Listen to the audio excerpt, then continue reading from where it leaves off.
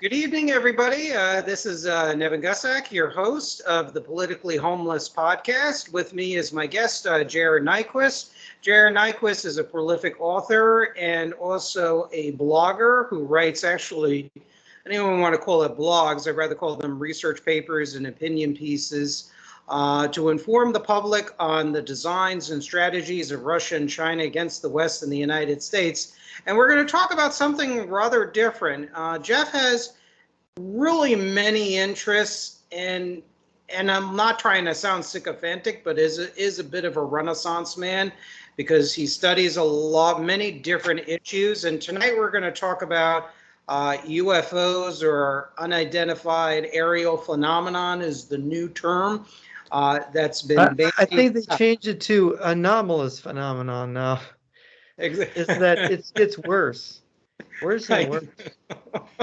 Yeah, I don't know, but the political correctness has infested ufology, I guess. But I know you've read into the subject somewhat, so you have some knowledge too. So I thought this would be interesting, and of course you have access to a lot of research. And I, for those that my regular readers, they'll see the last essay was about this testimony before Congress about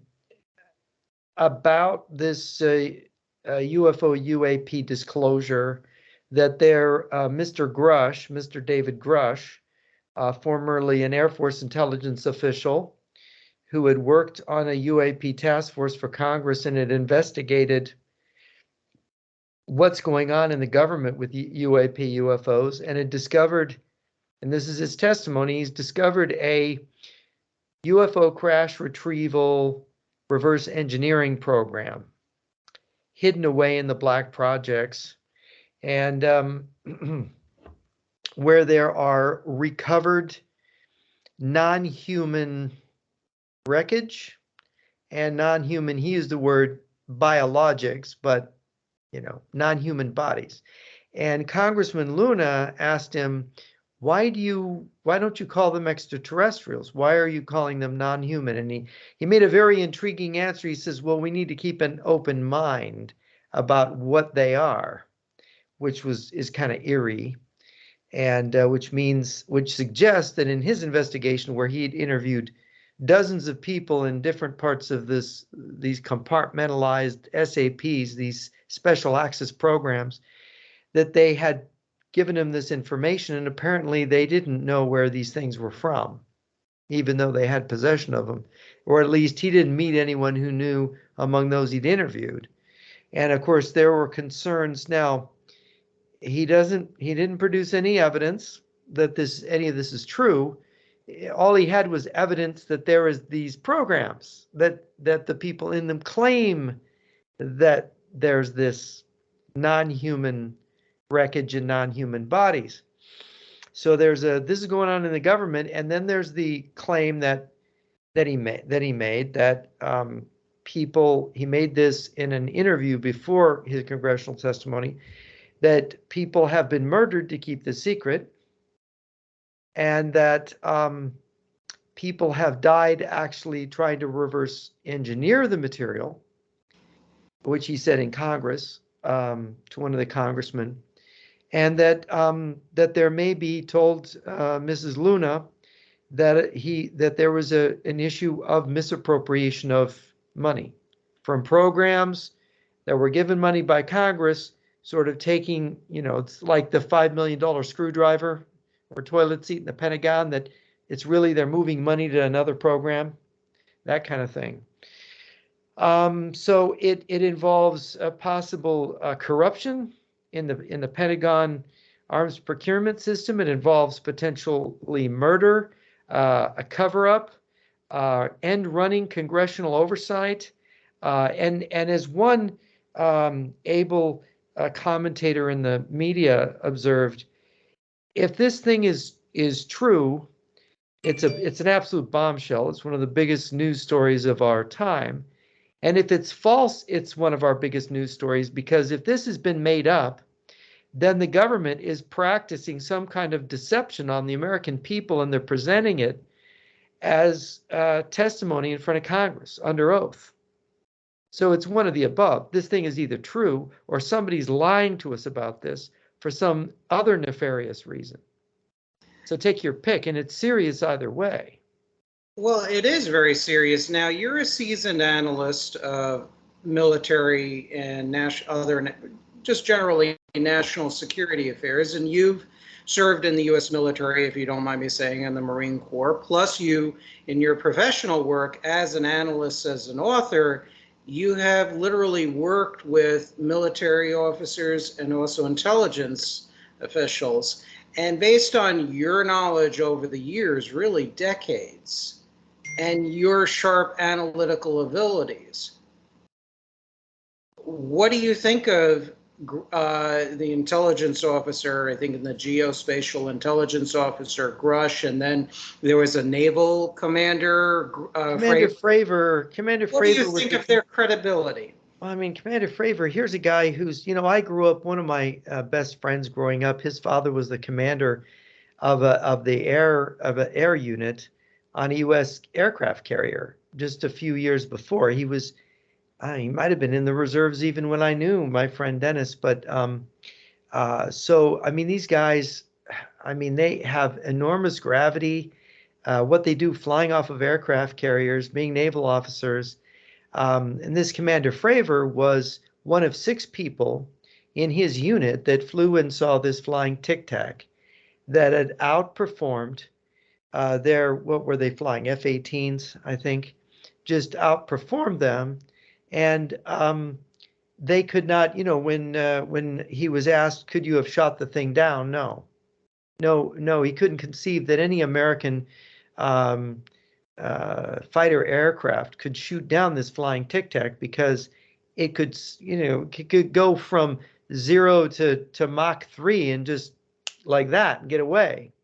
There was no way it could go straight up in the air. It could do all these kind of maneuvers that these aircraft could not, conventional aircraft couldn't do. And he knew he was looking at unconventional propulsion system, because there was no observable propellers or jet engines. There was no exhaust,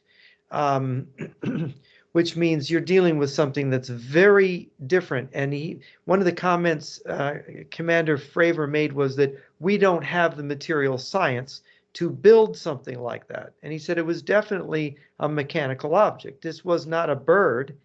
It wasn't a cloud of gas. It was a machine that just could outperform ours. And, when he talked about, you probably heard there were debunkers saying that, oh, these guys were seeing a reflection in their cameras or whatever, in their gun sights, in their gun cameras, and they're just following some kind of image or something. No, he said there's 6 sets of eyeballs on this thing, and radar saw it, and other Navy sensors from the Naval Task Force Group.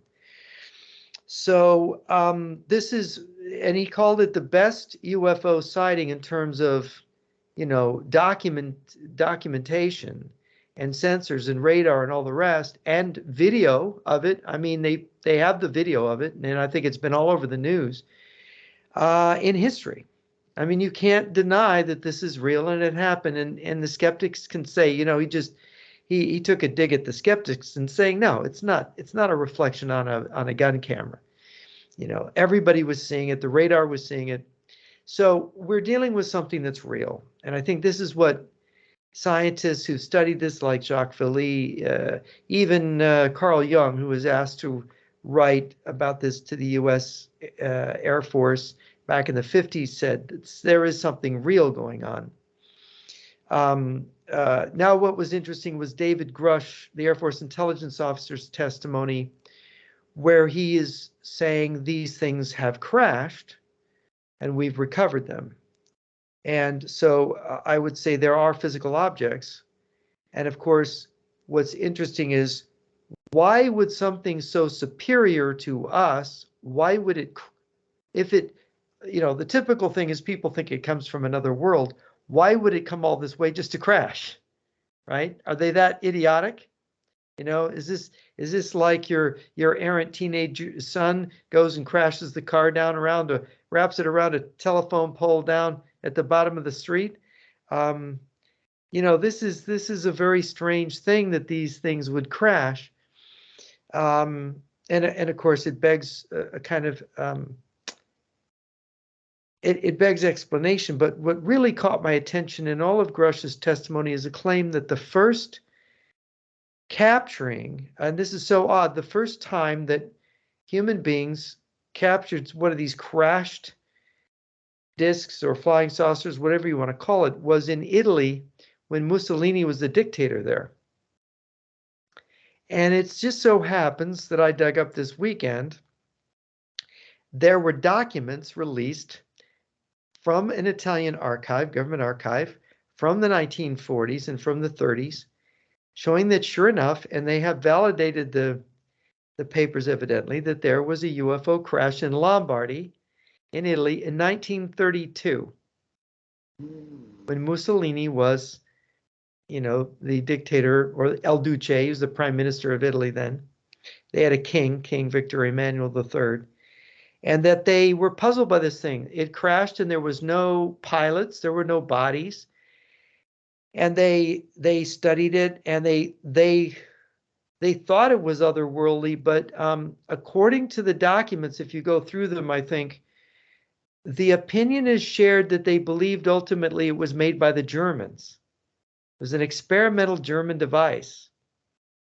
Now that would be, this device would have been being made in Germany, tested before Hitler came to power.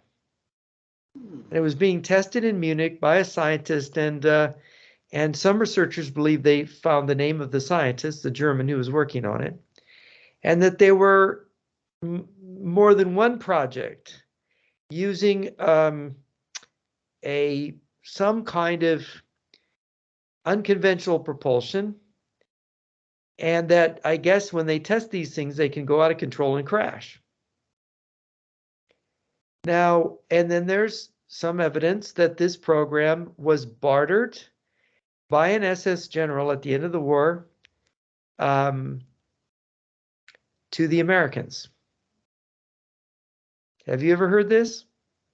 No, this is path-breaking news. Well, and of course, nothing's proven until you actually see it. But when Grush first gave his interview with Ross Coulthart, that he interviewed with him in May, and he highlighted some stuff. This caught my attention because why would the first UFO crash be in northern Italy? Right? That's only, what is it? It was 500 kilometers from Munich where it crashed. So it's like, that's interesting, because there have been rumors and stories about the Germans working on wonder weapons. You know, yes. The German physics and German technology, they did some amazing things back in the 1920s and 30s. And you know, they had quantum physicists like Heisenberg, of the Heisenberg uncertainty principle. And of course, famously, they did not make a nuclear weapon, but they had made other thas And so this really has intrigued me, this detail about Italy, because as soon as I heard this, I suspected there could be a connection to Germany. And it turns out there are documents showing that when Germany and Italy became partners in the war, there was some kind of sharing about this technology. And I haven't had a chance to actually see those documents. I've just read about them existing. And the interesting other thing is that one historian who is a little bit out there in some of the things that he researches, but in this it seemed very solid, that it could be that one of the reasons that Mussolini decided, because, you know, Italy was allied with France and Britain in World War I, that he decided to ally himself with Hitler in 1938 was because he knew that Hitler had some pretty advanced stuff, pretty scary stuff. But from what this historian who writes about these documents, one of the things he said was that the Germans had a difficulty developing it into a reliable weapon. In other words, it was not a perfected sort of thing. I guess it was hard to control the flight path, or I don't know what exactly, but it was a difficult thing. So this is one possible explanation for the phenomenon.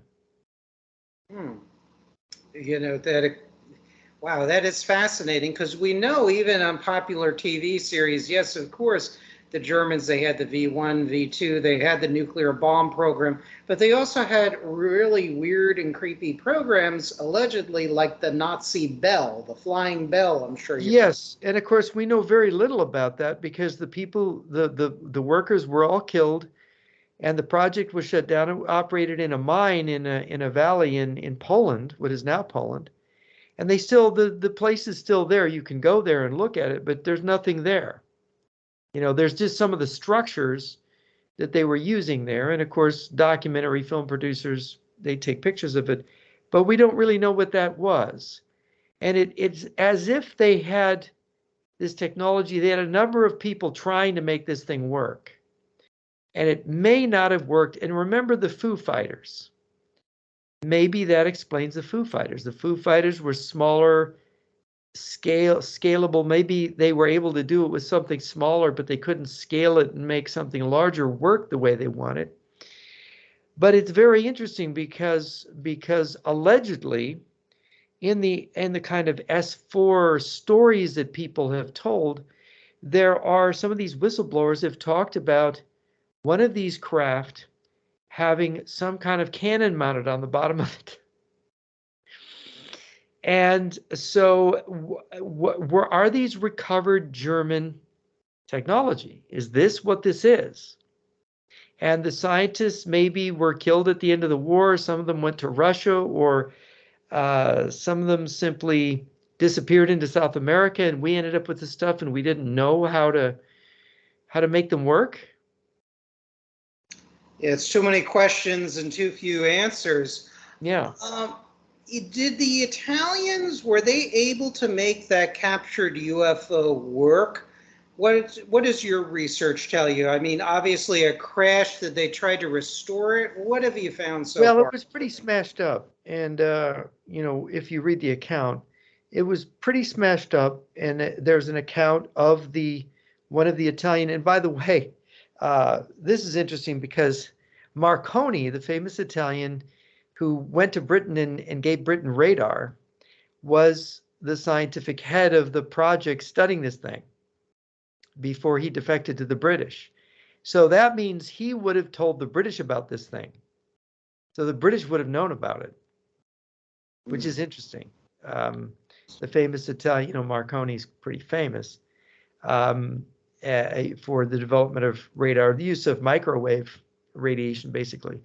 And so you've got, I mean, you think about the cutting edge of science back then. You have Nikola Tesla, you know, working in the United States.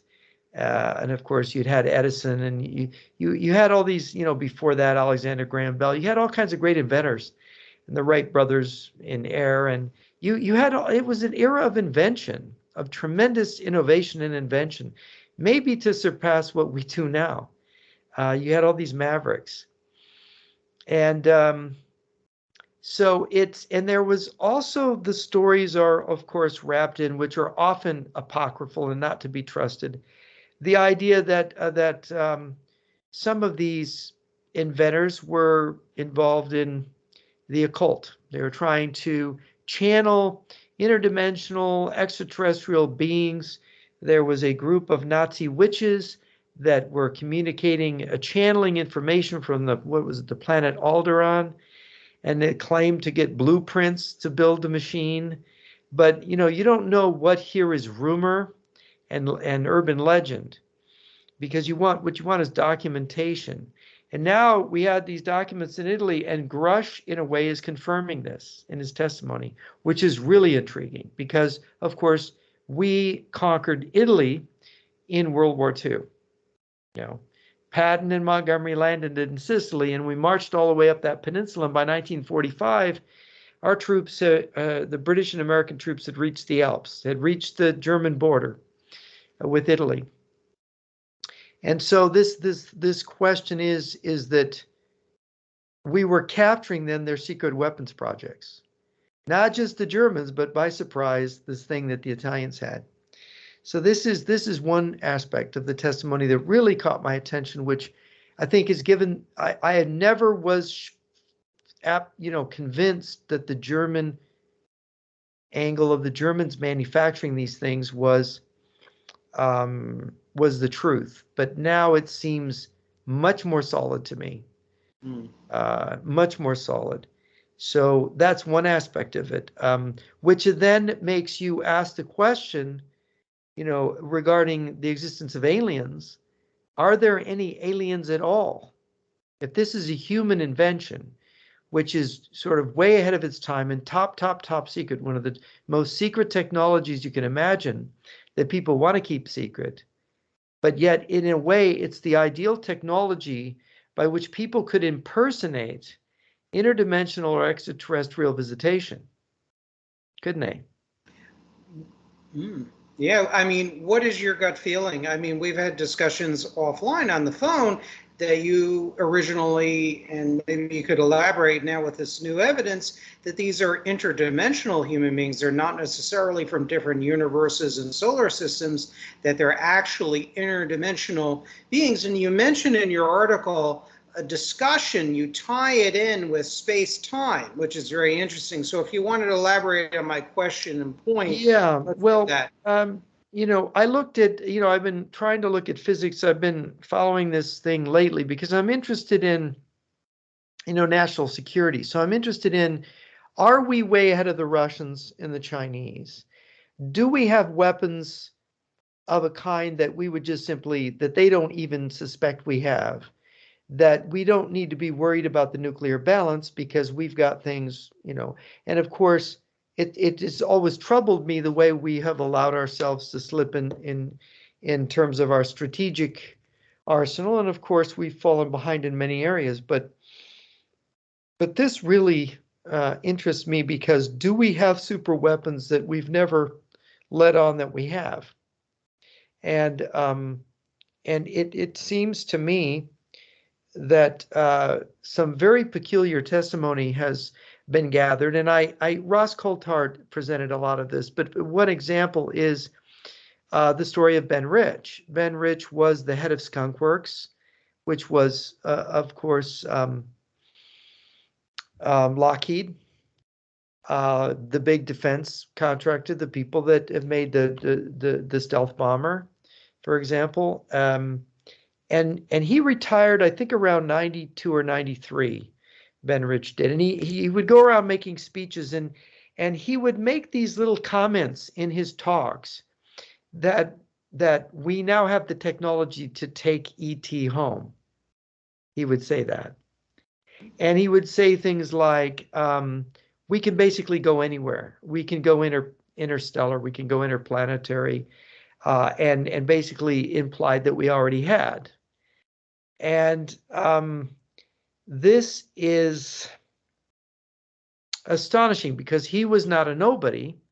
And on his deathbed, one journalist allegedly got from his friend that they had basically gotten this technology from recovered UFOs, from 2 recovered UFOs, flying saucers. Now, that's very interesting because if they come from Germany and it's a German technology that hadn't been perfected, then there is no, there is no crash.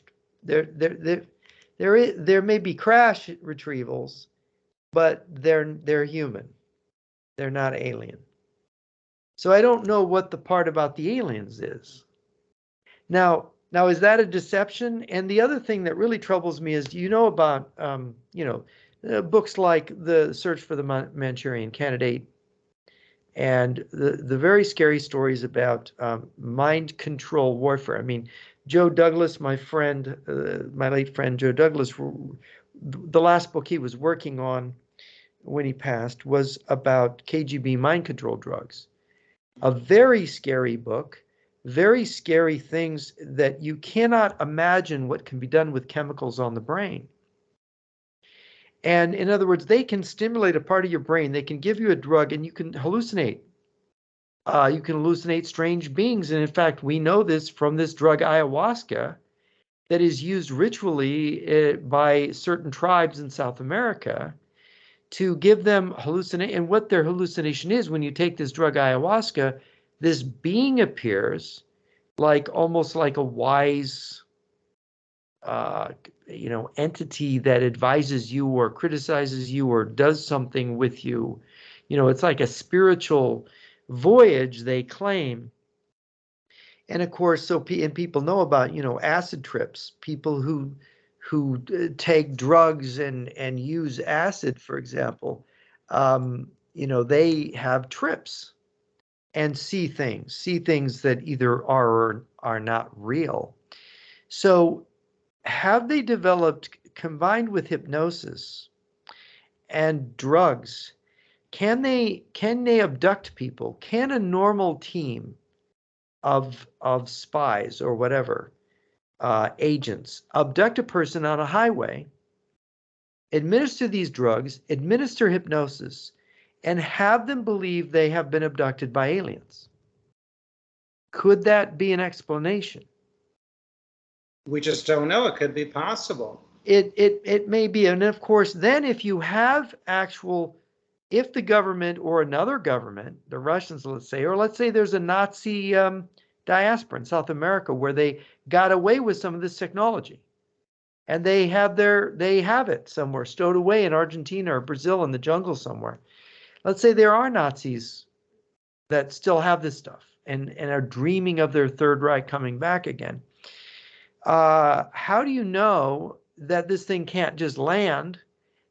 Normal people get out, they hypnotize and they drug the people, and then they think it's aliens they've interacted with. How would you know? We just don't. And, the witnesses mentioned multiple times that they can't elaborate because it is classified information and it has to be discussed in closed hearings. So I don't think we're going to know at all. And that's part of the problem. Now, since you're getting onto national security, you brought up the Soviet Union and brainwashing and Dr. Joseph D. Douglas Jr.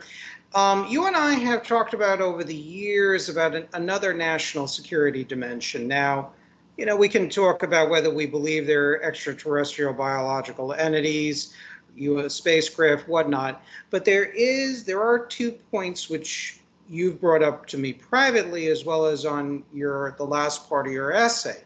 And that is, there's a Soviet disinformation effort to combine legitimate concerns and truths about government cover-up and combine that with falsehoods to blacken the image of our military and intelligence agencies. I have seen quotes from Air Force documents, whether they're legitimate or not, expressing concerns during the 1980s that Soviet disinformation efforts using UFOlogy groups in an effort to blacken our institutions, which was always a goal of the Soviets and now Russia and China and their allies. You even mentioned a Bulgarian connection. So can you comment about all of this? Yeah. Well, there was a book written by a journalist that wrote on the Walker spy ring. And I'm thinking his name was it Howard Bloom? He wrote a book called Out There many years ago. And he had actually, this FBI guy turned him on to this story, and it was about the Majestic 12 documents. The claim that there were these documents, that there was a secret hidden level, like an invisible government, and that they had recovered this Roswell alien craft, allegedly. And the punchline in the book, which is quite remarkable, is that they had made these Freedom of Information document slush piles. And they had basically fished these MJ-12, some of these documents, out of these slush piles. And the documents they were controversial because when people looked at them, they said, well, that's not the way the military writes the date. Military writing, it's the day, the month, the year. Civilians write, month, day, year. So it's like things like that that people argue, wait a minute, this isn't really how these documents should be. So there were people who called the Majestic 12 documents into existence. But what this author found out at the end was that intelligence people were telling them that they believed that the Bulgarian Secret Service had planted those documents. They were forgeries that the communist bloc had made in the 80s. And they'd planted these forgeries in a slush pile of Freedom of Information documents that UFO researchers then found and said, here's the smoking gun. Don't know what the truth of it is, but that's a very interesting claim on the part of one of the author's sources. And I wouldn't discount it. I would not, because what you said before about look at socialism, the communists believe in a socialist future for mankind. And one of the things, if you read the Canadian Free Press in the 1970s, when I was a teenager at our local thrifty supermarket, they had a little stand with the Canada Free Press, and I'd occasionally put my quarter in there and I'd get it out. And they always had stuff on UFOs in there back then. And it was all about how America was suppressing, in the evil CIA and the military industrial complex, they had free energy machines.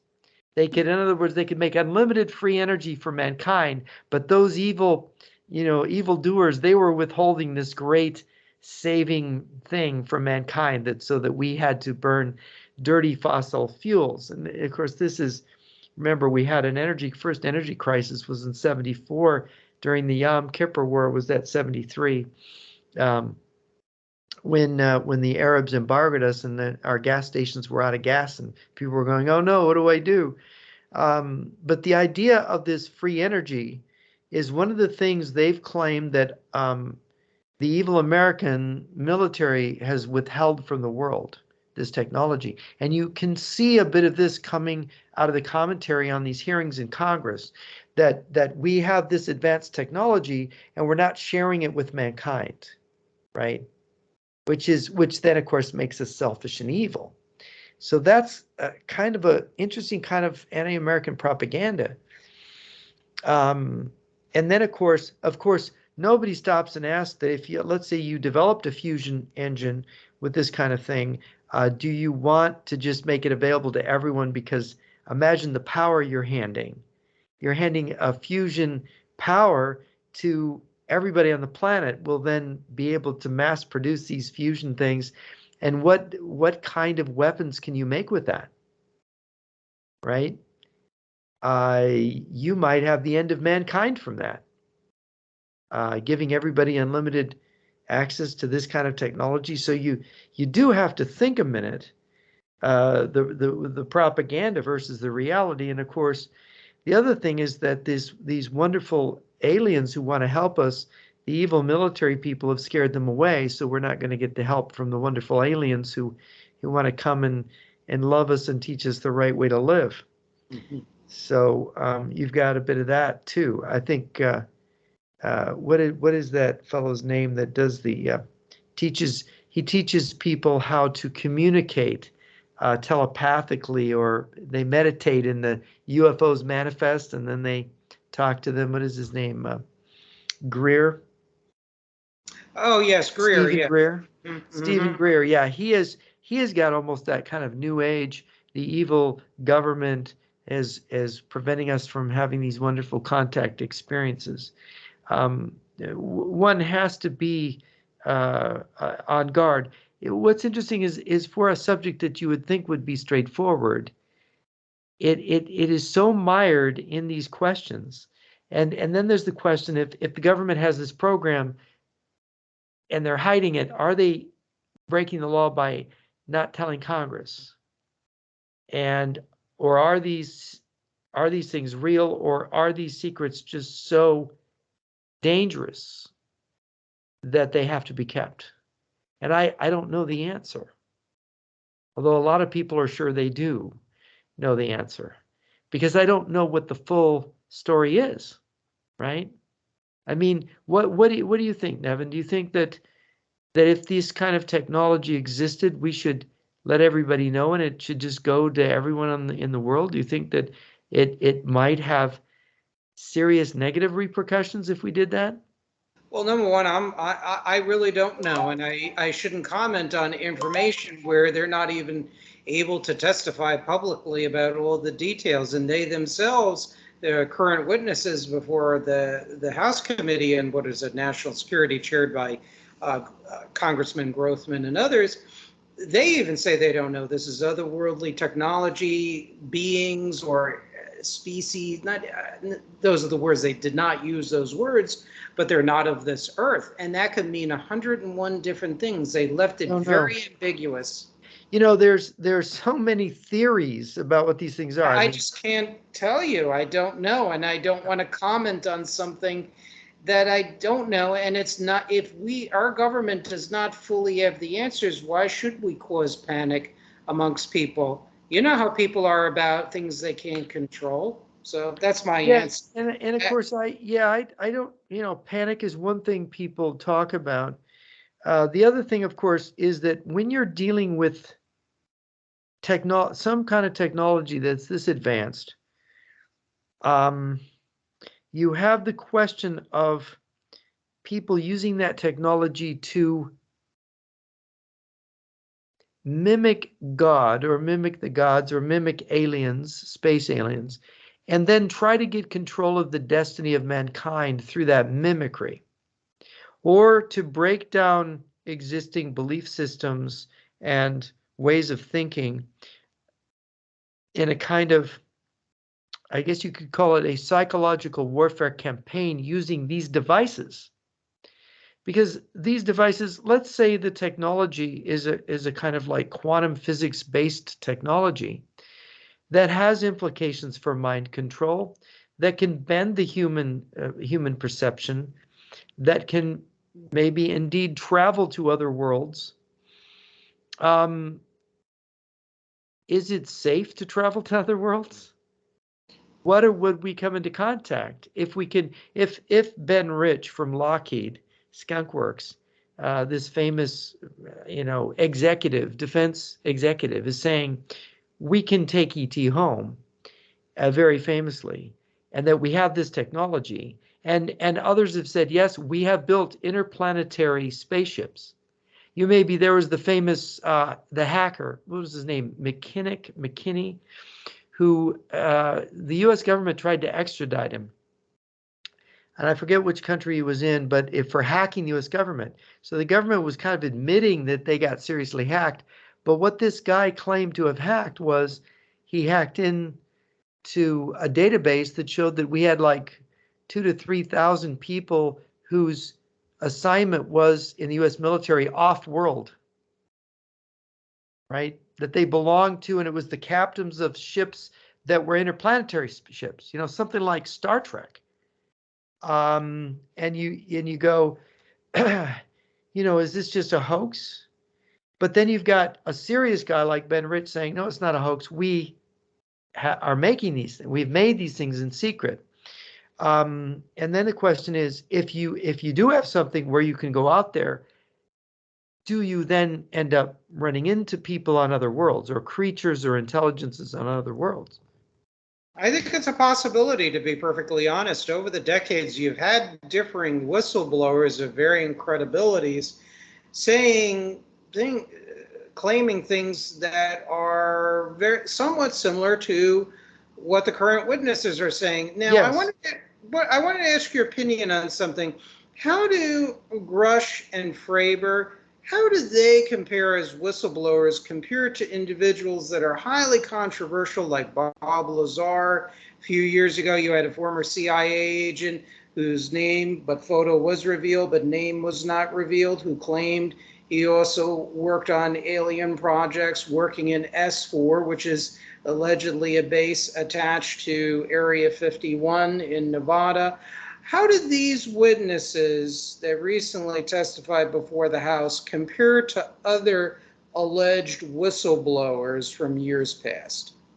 Well, the difference with David Grush is that David Grush basically wrote a letter to the Inspector General of the intelligence community saying that there's something wrong here, that I don't think the law is being followed because I found out that this project exists and there's no Congress doesn't know about it. And Congress is giving the money and Congress has a legal oversight, right? And I have testimony that people have been killed, there's a cover up, and there's been misappropriation of federal money. And of course, the Inspector General. So David Grush is the first whistleblower to follow the correct legal procedures, to go through the Office of Inspector General. And the Inspector General said that this is urgent. This issue is urgent and needs to be investigated by Congress. So you have the Inspector General of the intelligence community saying this has to be investigated because there may be crimes, which is just astonishing. Because of course we live in a system of checks and balances, and we live in a system where Congress has oversight, legal oversight, and appropriates the money, and has the right to know that that money is being spent appropriately. You know, if you have these black projects, one of the problems is who's making sure that these aren't just boondoggles, that they aren't really developing anything, that the money's just being plundered, right? And you can even say it's a flying saucer or whatever, and everybody stays away from it, and everybody's afraid, but you're just pocketing the money. I mean, that is a concern. I mean, it would be a concern of mine. And of course, so this is the thing that makes Grush sort of very special, and why the mainstream media, although many, by the way, I've heard many still try to debunk him, but they are people who haven't followed the phenomenon, haven't followed the other testimony, haven't looked at the government. The historian on UFOs, I'm trying to remember his name now. He wrote a book, 2 volumes on the national security state and UFOs. And his name is escaping me. And I read the first volume. I did not, I admit, read the second one because it's very long and it's dry, and exactly to your point, Grush is by no means the first person from the military or from the scientific community to say that there's something real going on. I had a scientist friend myself who called me up one day. He'd been invited to a special meeting. This is more than 20 years ago. This is 23 years ago now. He'd invited to a special meeting by intelligence people that he knew because he'd worked in intelligence before he went into science.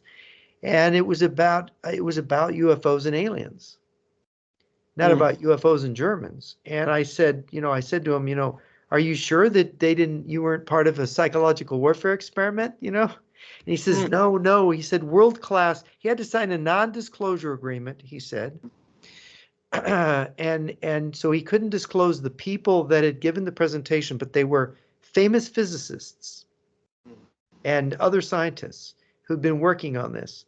And during one of the breaks, when he heard that these UFOs, this one set of UFOs traveled, what was it, 39 light years to get here, and it took, he thought, he came up and he said, well, surely, you can only travel the speed of light. It would take you so long to get here. It doesn't make any sense. And this physicist shocked him by saying, oh, we're way beyond that. We know that faster than light travel is possible. Amazing. Which was, and he was just blown away. And of course, he was a geophysicist. He was a real scientist. He had worked in industry and in science. He had tremendous credentials and was an extremely sober person. Not anyone. In fact, when I first met him, I met him in New Mexico around the time that the 20th anniversary of Roswell, and I had asked him, I'd seen the signs, come to Roswell, and I said, hey, what do you think of that? It's all over the highway. And he laughed. He said, oh, UFOs, misidentification of natural objects. He didn't believe there was anything to it. But here he was calling me on the phone and going, hey, Jeff, you're not going to believe this. I can't tell you all of it, but, so these stories, they've been around. And of course, if people are invited in to know things, are they given part of the truth, but not all of the truth? Is there a deception woven in to these debriefings? I have no idea. Yeah. But yeah, there's been the stories. I mean, look at Colonel Corso. This was a guy that worked in the Eisenhower National Security Council.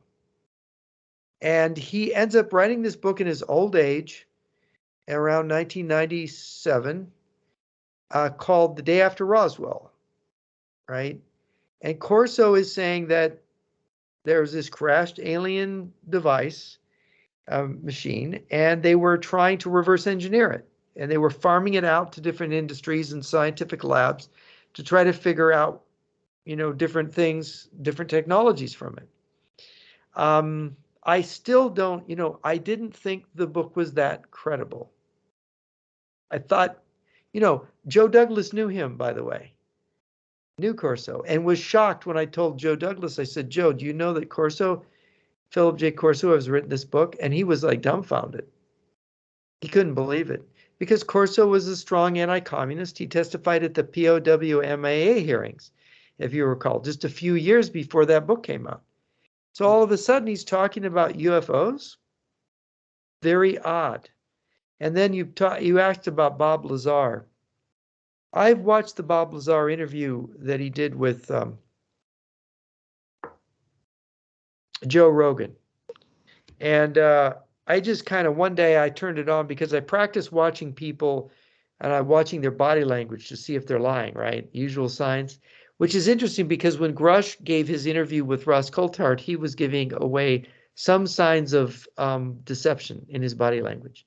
For example, Grush would be saying yes, and he would be shaking his head no, right? So your body basically gives you away. There's these basic things that your body does, like your feet become very mobile, and there's both facial and body things that suggest you may be lying.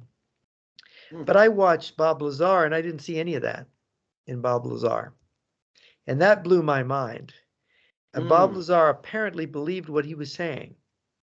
And of course, for the audience that don't know, Bob Lazar was a guy that claimed he was like a young physicist type who had worked at Lawrence Livermore, if I'm remembering correctly, and who ended up getting a job at this S4 working on one of these flying saucer things. And his wife ended up having an affair on him, which caused him to, they behaved suspiciously towards him. He got paranoid, and he actually blew the story open, and the local Las Vegas, forget the name of the reporter, George Knapp from Las Vegas television. He actually broadcasted, interviewed him, and actually it's just this kind of story. But of course, there's just this technology, this vessel.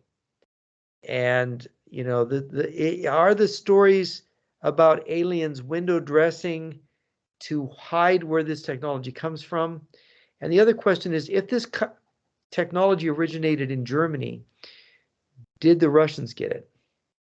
Well, that was going to be my last question, which is also very concerning. Let's assume that this is all otherworldly technology. And let's say maybe these off-world beings are hostile. Who's to say that the Russians and the Chinese and other countries' foes, who's to say they don't have that technology? Because those societies are notoriously very opaque and extremely secretive. So now, Jeff, for those who are being first introduced to Jeff has debriefed personally and has had personal relationships with numerous defectors from a variety of totalitarian countries throughout history. So what have the defectors have told you if this topic has come up? What has your research have come up regarding this? I never asked any defectors about UFOs. That never came up. That wasn't what I didn't think of it. That did not come up. There is Nick Redfern has written a pretty well-researched book, by the way, about UFOs in the Soviet Union. For anybody interested, and I did bother to read this book a few months back, and was fairly impressed. People don't probably know the KGB's involvement with some of the early contactees. Remember, before there were alien abductions, there were alien contactees like Howard Menger and famously George Adamski, and there was evidence of KGB involvement with these people, which is very interesting. And KGB involvement with one of the UFO groups in Australia. He's got some very interesting. I mean, it turns out that the UFO story has quite a bit of a spy story in it. In fact, this was even reflected when you might remember, it was at FX, one of the cable TV stations did a series called Project Blue Book. I'm forgetting the actor that played J. Allen Hynek in it, but it actually had KGB agents in it that were doing things. And that was kind of interesting because it turns out that the KGB is part of this. Surprisingly enough, and congratulations to Nick Redfern for his book, because there's, there you get into the intelligence angle. The Russians, I mean, could you resist if you could convince people that there was a extraterrestrial invasion or visitation, and you could claim that you got information or the truth about mankind and man's destiny from these beings, you could maybe create a new religion, a new secular kind of religion with it, couldn't you? Sure. And if in the wrong hands of the Russians or Chinese governments, that would be, I mean, I can't even say the word devastating. That would be devastating to the West. It would shake our foundations to the core. And this is what Annie Jacobson, in her book on Area 51 that she wrote, that the last part of the book is about this, that she had a source that told her that Roswell was not aliens, it was Stalin. Stalin had gotten this technology from the Germans, and he basically had used Joseph Mengele had been captured, and Mengele had created these deformed children to look like aliens, enlarging their eyes, enlarging their heads, and then smuggled them into Mexico, flew them into New Mexico from across the border, and they were supposed to land and sort of create a fuss and then get away, escape back to Mexico. But they didn't, they crashed. And of course, her source said, look, the Roswell crash was, and the claim was that the real kicker was that in the UFO that crashed at Roswell, there was actually Russian writing supposedly on this beam down on the bottom. So there was the actual, made in the USSR. I guess they made a mistake, and one of the parts had something identifying on it. Is this true? I don't know. Again, I'd like to hear more. When Joe Rogan interviewed Annie Jacobson about how she got that, who her source was, he was trying to get her to name the source. It sounded very credible to me. Although to most UFO investigators, it didn't sound credible at all. It sounded like just another, that's just the military industrial complex blaming it on the commies, I don't know. But the thing is that after all this time and all the potential for mischief that it represents, I think that we need to get to the bottom of it. We need to discover, because this is a way that our society could be attacked by other human beings or by people in the government that are doing some kind of scam on us. You just can't allow this kind of thing to go on. Whether it's a scam or whether it's real, we need to know. That would Absolutely. Yeah. Absolutely. Yeah. There's no So question about it. yeah. So I congratulate, the witnesses and the Congress for looking into it. I just hope they don't drop the ball. I hope they push harder. And I congratulate Ross Coldhart, who kind of dug up part of this in his book, In Plain Sight, that came out a couple of years back, that was maybe the best investigative journalist hard-nosed look at this whole subject, because the one thing he showed is there's something going on with US defense contractors. There is something going on.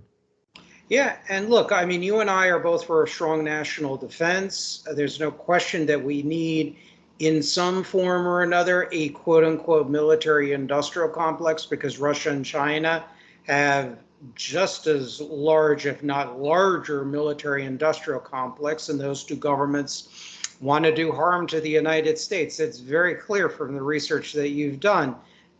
I will say, though, the military industrial complex, and I've dug up different facts and problems, severe problems like trillions of dollars in unaccounted property and programs. There's a tremendous issue with that. But I will say it doesn't invalidate, and this is where I think you and I would push back against the severest critics on the left of the military industrial complex. You have to have it in order to not only defend our country, but let's say this is a planetary, interplanetary or interstellar or interdimensional challenge. You need the tools of the military industrial complex to potentially protect the planet and our country included. So, I also, you mentioned in the beginning of your essay, I think it was a very nice point. My impression with his hearings was, as compared to other congressional hearings on different topics, there was a little less grandstanding and partisan politics. Well, there was a little bit of it by Congressman Grothman, but I think it seemed like they were seriously on the same page trying to get to the bottom of the problem. And you even said it was a rare moment in the beginning of your essay of everyone kind of being actually truly bipartisan and wanting to protect the country. Well, in fact, one of the Congress, I think it was one of the congressmen, maybe it was a congresswoman, who said, "This is the most bipartisan hearings we've ever had." I think there was kind of almost an expression of relief that, hey, wow, we can all get together and agree on something here, which is that we want to know what the truth is. And so that was kind of positive. It's a shame that it has to come down to that sort of thing, that we can realize that we're all on the same side as Americans. But yeah, it did have that feel to it. And maybe that's a very positive thing, that if you have bipartisan support for something, that you can actually accomplish it. But again, like you say, if our national defense is compromised, you don't want to. One of my fears is that these projects are vital to our defense, and the investigation of them could destroy that, could destroy the security that those things have, destroy the secrecy, and destroy our defense. Because after all, we don't have a nuclear arsenal that is maybe 100%, because it's way past its shelf life. And we're looking at Minutemen IIIs for our ICBMs, and those are very old. And we're looking at B-52s, and even B-1s and B-2s are pretty old technology. So, and of course, it makes you wonder, with our big defense budgets, where is the money going if we've got nothing new? Yeah. Do we have something new? Yeah, I don't know. I mean, and you documented it. I know we're running out of time, but you've actually done some good documentation, and other analysts too, about programs that we should be funding in the defense budget that are not being given attention, like civil defense, more anti-intercontinental ballistic missile defense systems, whether more fighter interceptors that shoot them down, or ABMs, as well as also hardening our grid, which is actually not horribly expensive. Which is crazy. Yeah, we're doing a lot of things that on the surface appear very reckless. and not prudent. And so is that because we're fools? Or is it because we have something better that we don't need to worry? And frankly, I would like to know the truth about that.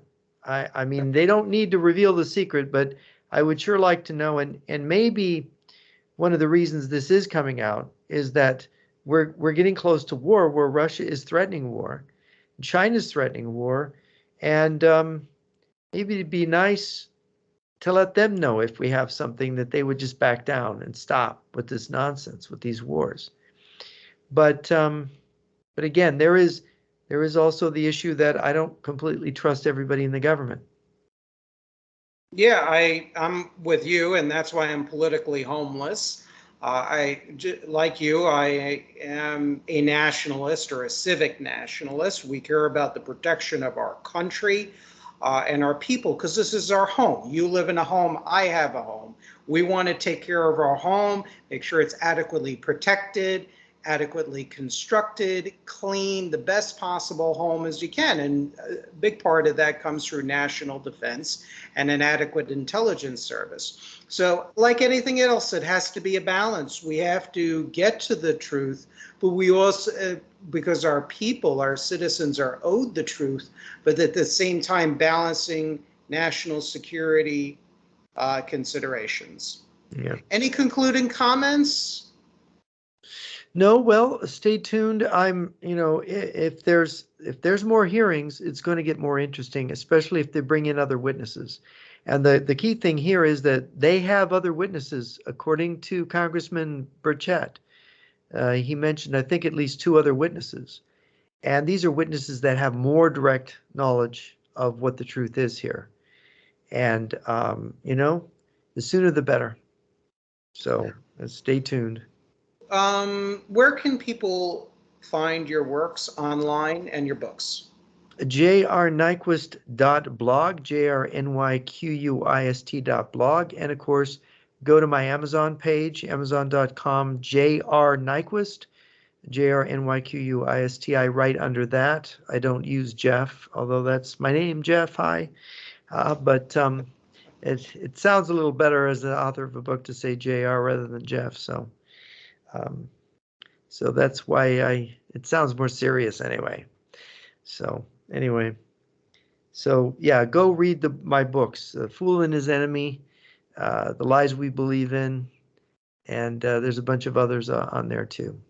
Oh, you didn't mention your classic, The Origins of the Fourth World War. That's pretty expensive to get a used copy of that online, and I haven't been. I've got only a couple boxes left, and I kind of almost don't want to part with them. But yeah, The Origins of the Fourth World War, which is my oldest book, and so people can kind of understand.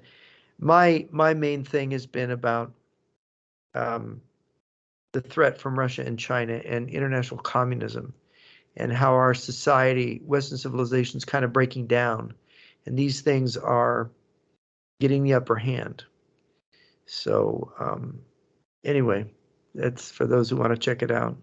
Great. Well, thank you so much, Jeff, for being on the program. We're going to have you as much as we can on a weekly basis, because there's so much news going on, whether it's UFOs, whether it's economics, whether it's geopolitics, threat of Russia and China, and many other topics. So you're a great guest. Thank you for coming on the program.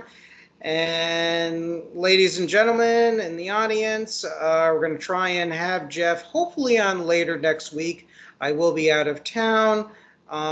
So hopefully maybe not this weekend, but the following weekend or late next week, we can have Jeff again on the program. Thanks for having me. You're very welcome.